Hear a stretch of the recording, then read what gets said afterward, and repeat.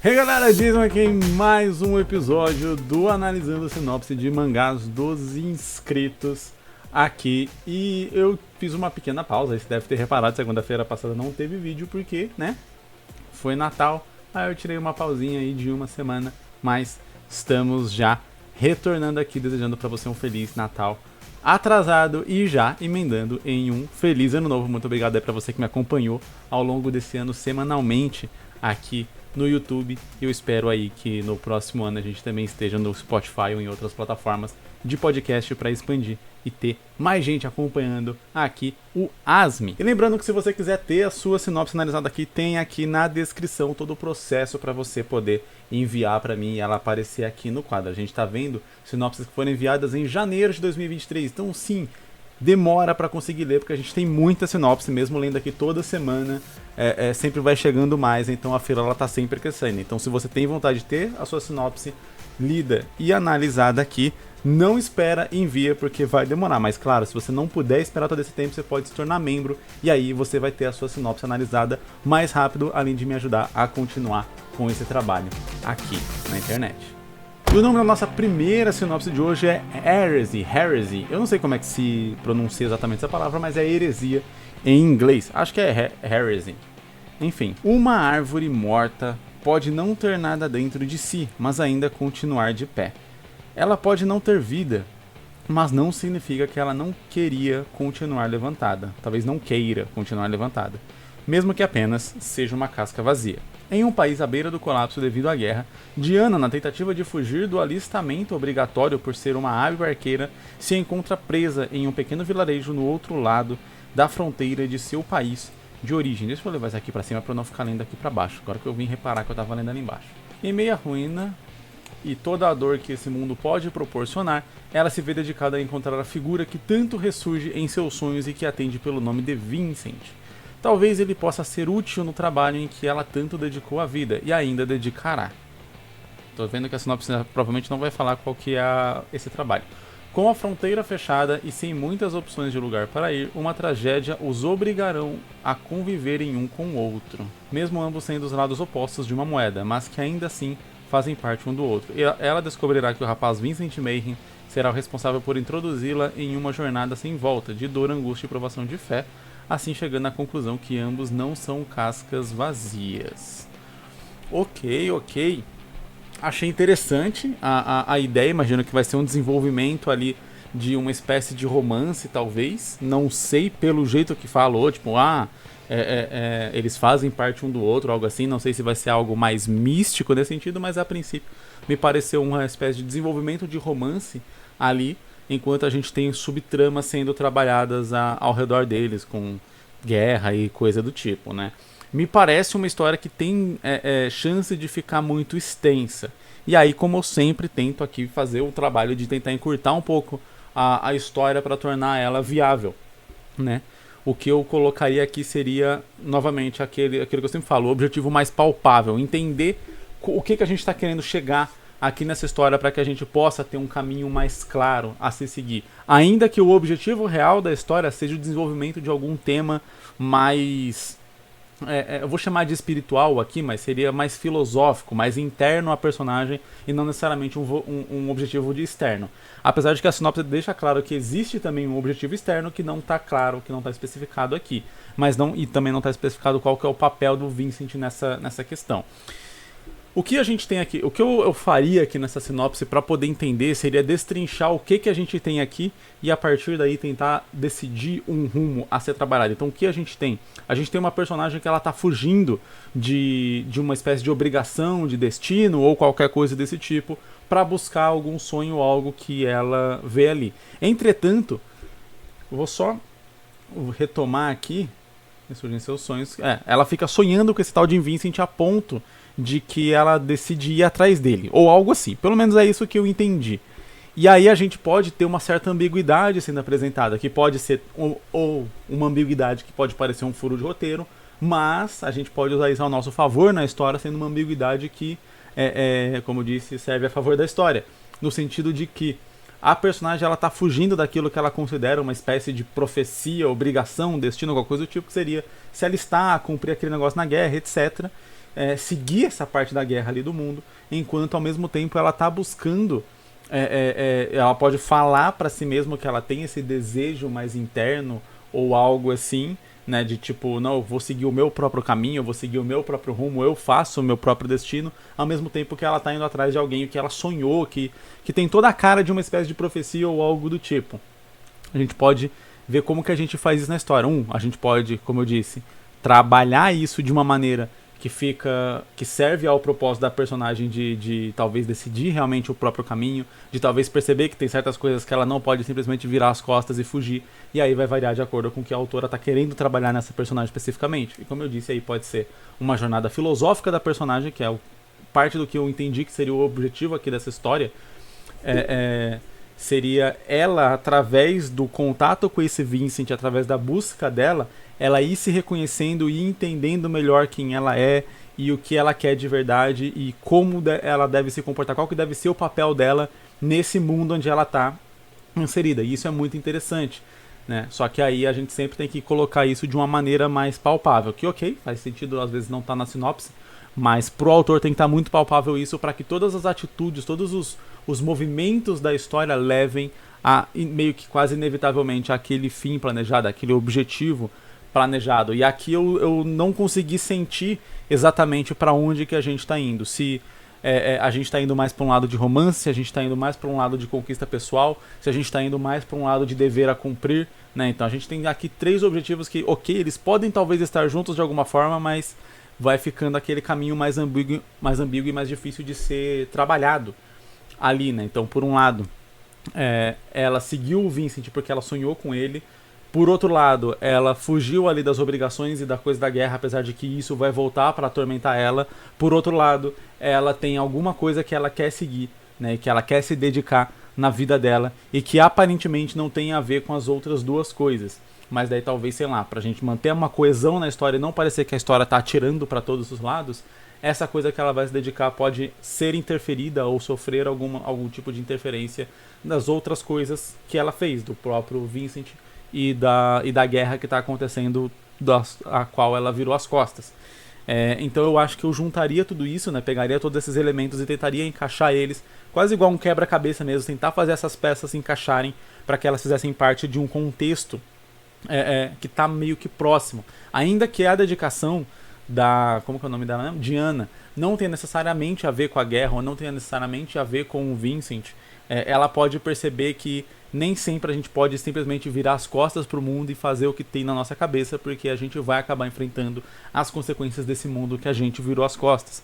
E aí é onde a gente tem um arco de personagem onde ela amadurece um pouco mais para pensar, ok, eu quero fazer isso, eu vou fazer isso, mas eu tenho que fazer também o que é necessário e não só o que eu quero. Enfim, então nesse sentido, tendo isso em mente, por exemplo, se esse fosse um caminho a se trabalhar na história, eu começaria com a Diana sendo um pouco mais infantil, um pouco mais, às vezes, birrenta com relação a isso. Eu quero fazer o que eu quero, eu não quero obrigações e coisas assim, para poder desenvolver esse arco. E aí isso é algo que eu acho interessante comentar. Quando a gente quer fazer um arco de personagem, às vezes a gente imagina como que a gente quer ver esse personagem no final e coisa assim. Geralmente o final da história acaba vindo inevitavelmente na nossa cabeça antes de desenvolvimento, de meio, do início, etc.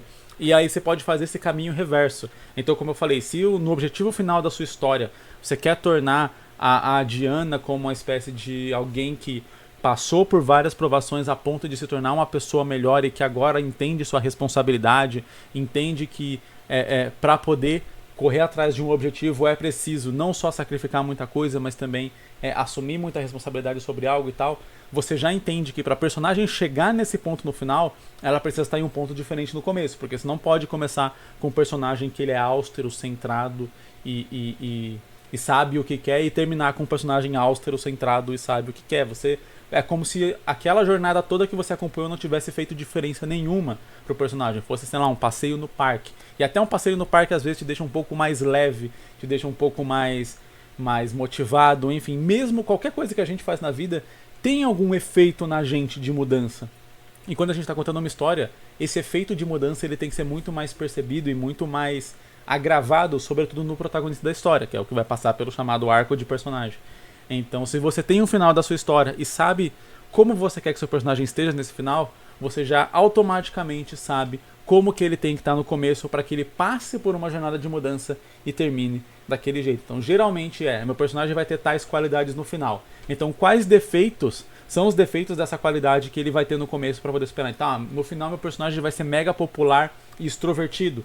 Automaticamente ele tem que ser mais tímido e de repente não conseguir lidar bem com as pessoas e ser, às vezes, sofrer bullying, etc, para que você passe um arco de mudança. Meu personagem no final vai ser muito forte, no começo ele tem que ser muito fraco. E por aí vai. Essa é uma regra padrão para você ter um engrandecimento do seu personagem ao longo da história que você está contando. A próxima sinopse que eu vou ler também é uma sinopse de membro. Nesse vídeo aqui em especial vou ler 2 sinopses de membro, por conta aí desse período aí que eu não li sinopses na semana passada por conta do Natal.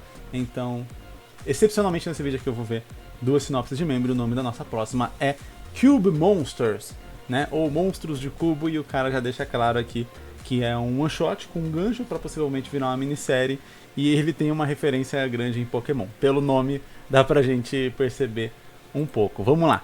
Reginaldo, ou Naldo, é um garoto de 16 anos que tem o sonho de ganhar o campeonato mundial de Cube Monsters. Ele é rico, mimado e muito opressor. Seus monstros são muito maltratados em seus treinos, por isso ele sempre vence a luta. O por isso aqui eu tiraria.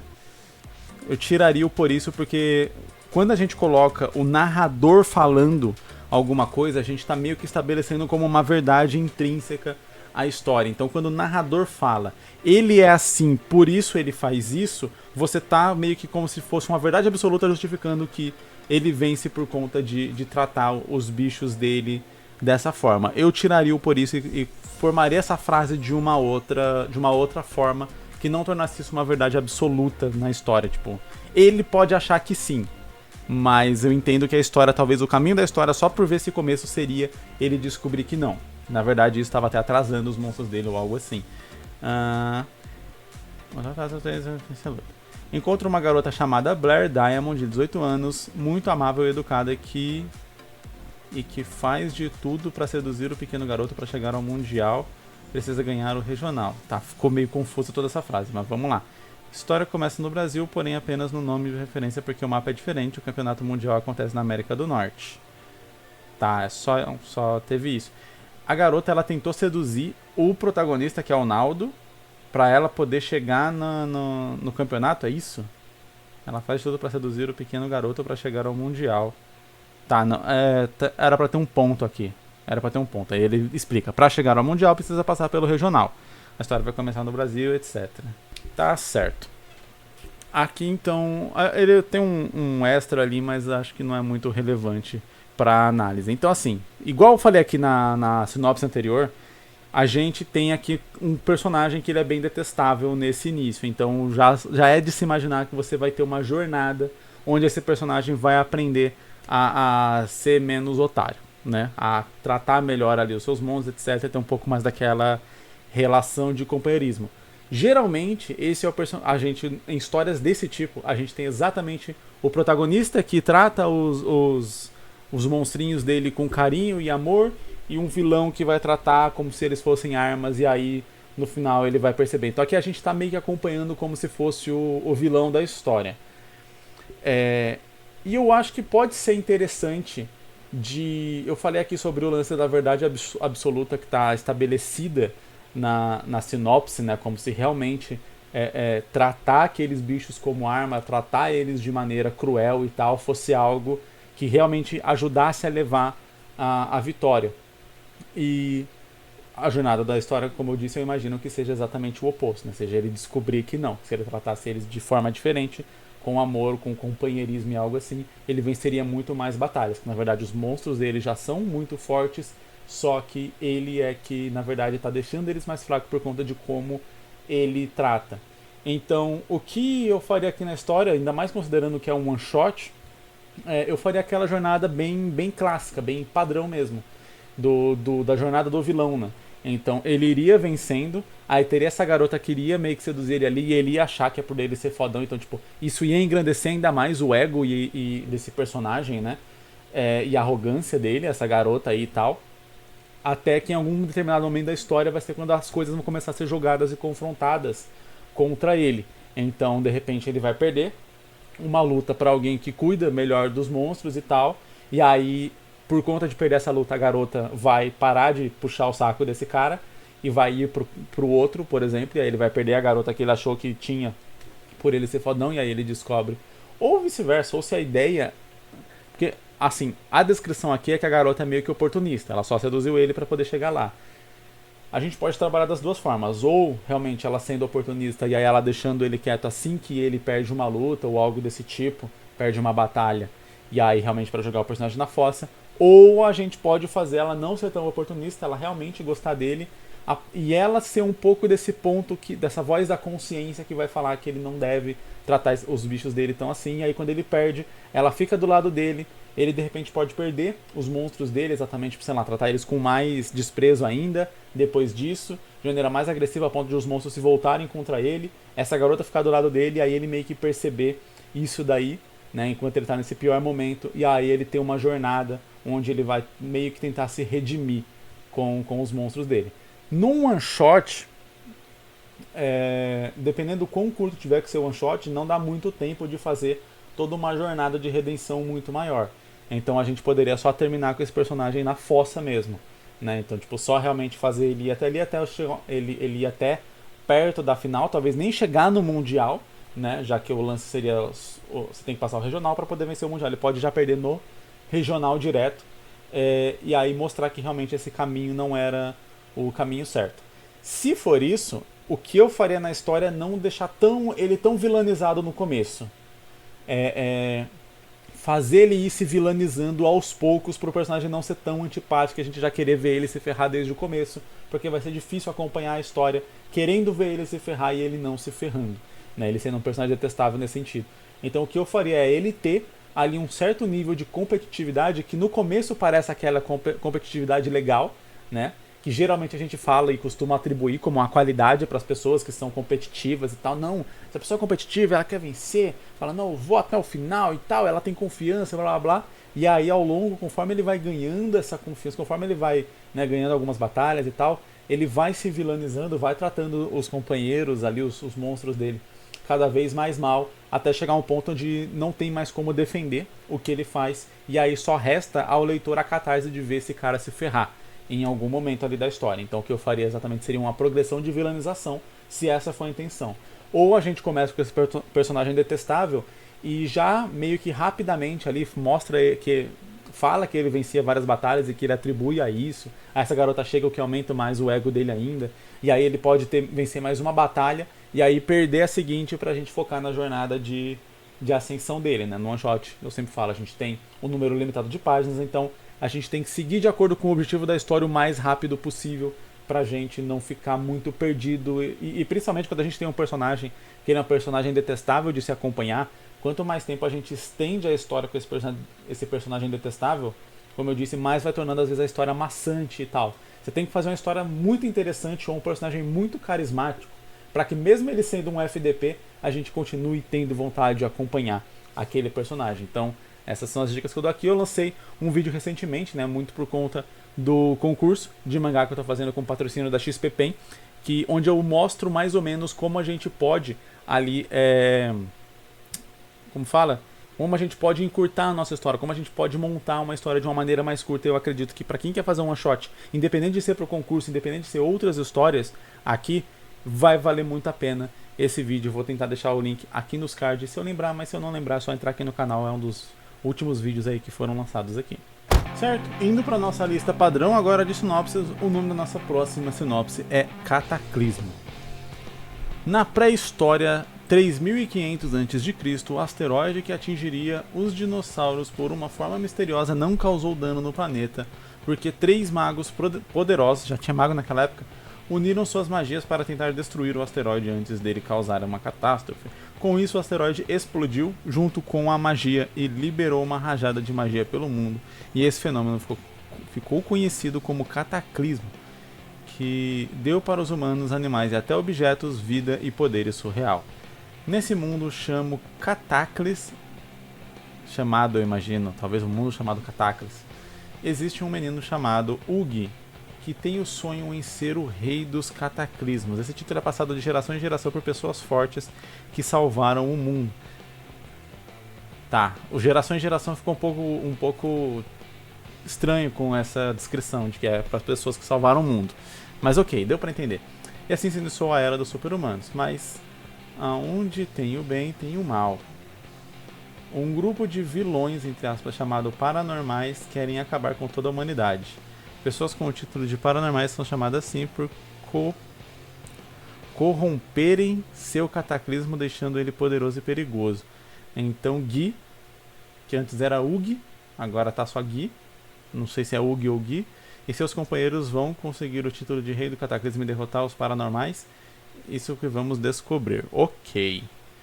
Então a gente tem aqui algo um pouco padrão, né? Eu diria que alguns dos objetivos, eles estão objetivos simples demais, sabe? São aqueles objetivos mais diretos possíveis. Então, eu quero ser o cara mais forte, porque sim.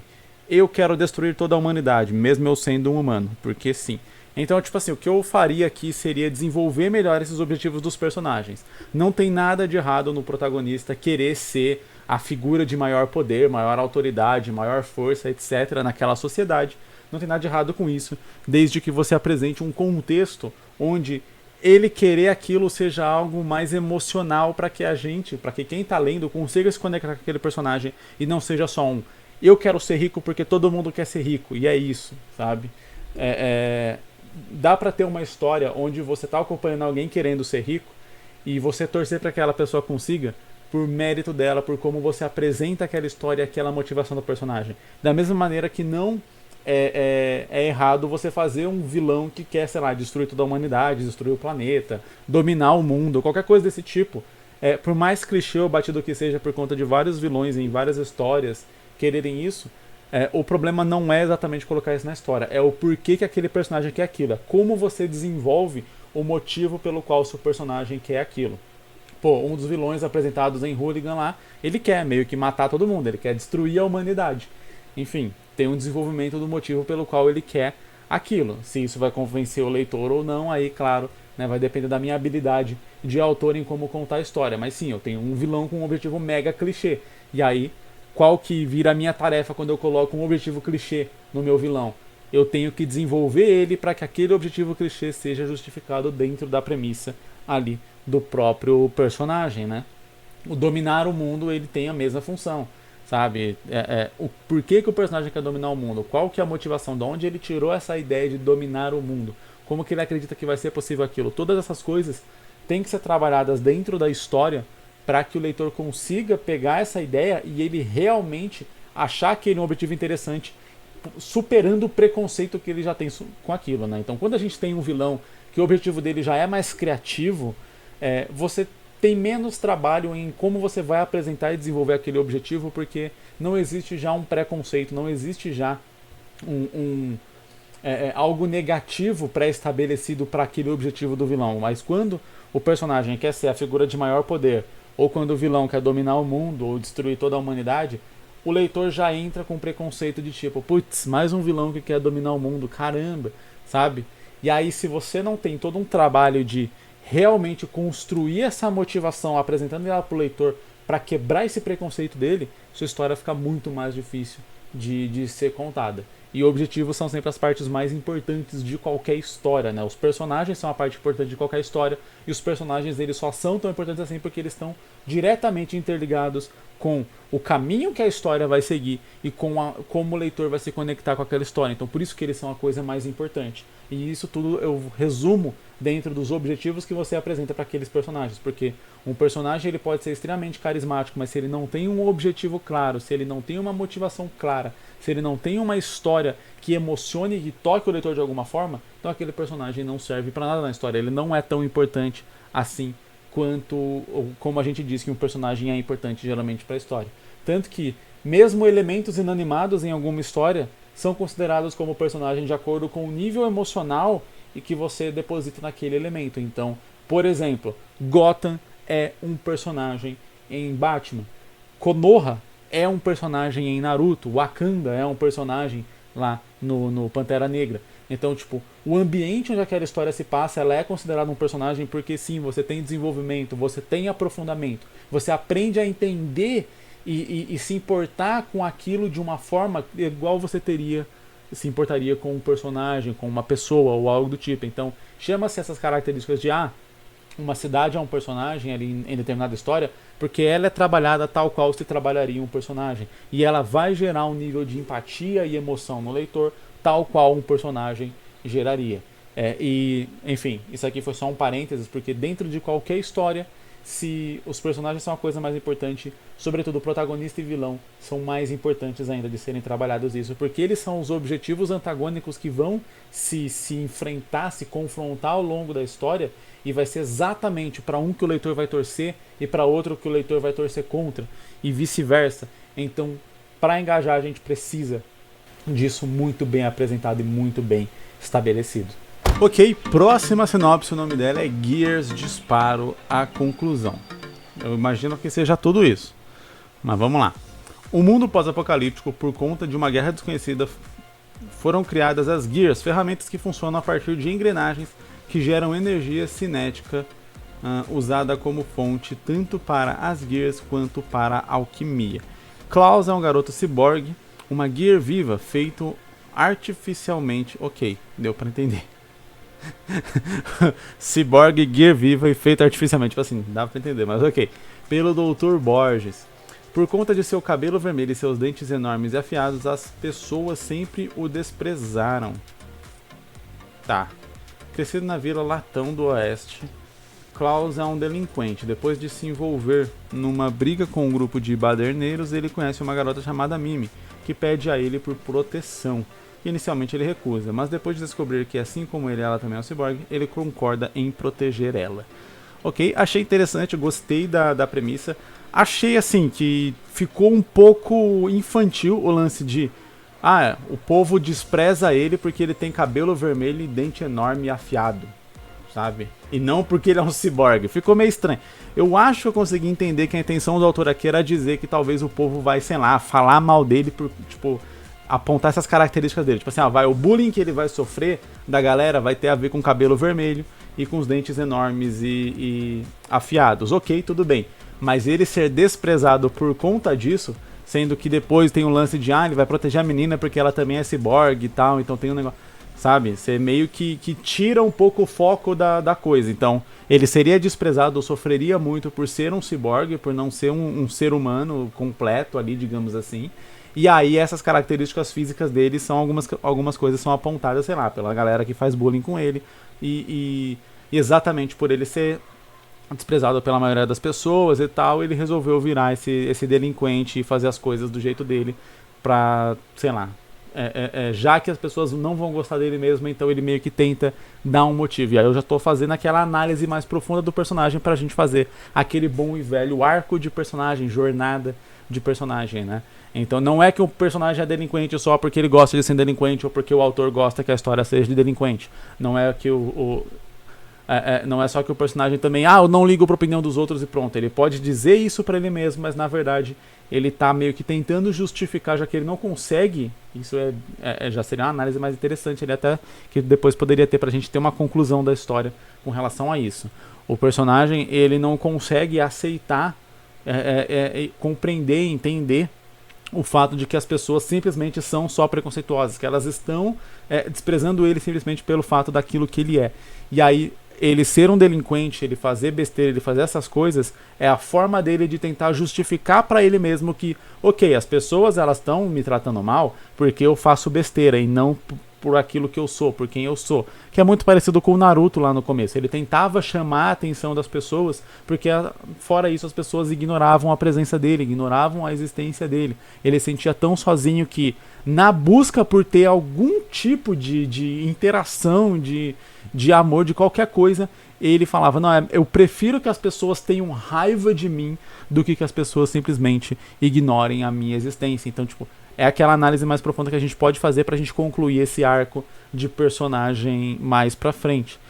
E aí quando fala que, beleza, ele vai ser o protetor da garota ciborgue, fica legal exatamente porque meio que ela pode enxergar nele uma certa força que ela não tem, porque beleza, ele age como delinquente, ele compra briga com os outros moleques e tal, enquanto de repente quando ela sofre o mesmo bullying que ele sofre, quando ela sofre a mesma coisa que ele sofre, ela só consegue chorar e tal, e meio que fugir E aí ela enxerga nele uma forma de tipo, nossa, você consegue lidar com isso. E aí talvez realmente a jornada da história é um descobrir um pouco a força do outro. Ela descobrir que na verdade, e ele revelar depois de um tempo, e ele, talvez ele mesmo descobrir, inicialmente ele pode se ver com os olhos dela, mas depois ele pode ser mais honesto e descobrir que ele realmente está fazendo aquilo porque é o mecanismo de escape dele daquela realidade. Acho que ele não consegue simplesmente aceitar que a galera é preconceituosa e que as pessoas simplesmente estão julgando ele por aquilo que ele é, por algo que ele não tem culpa.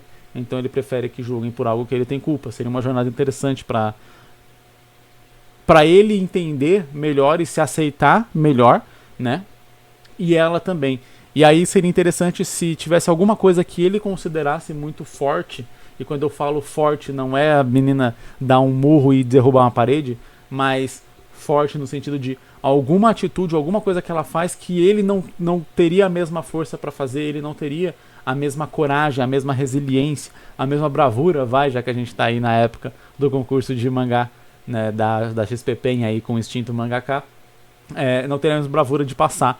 E aí meio que um vai entender a força do outro e vai se apoiar no outro, que vai fortalecer essa relação entre eles. E eu nem tô falando aqui, entrando no mérito, se vai ser uma história mais focada em romance ou não, algo assim.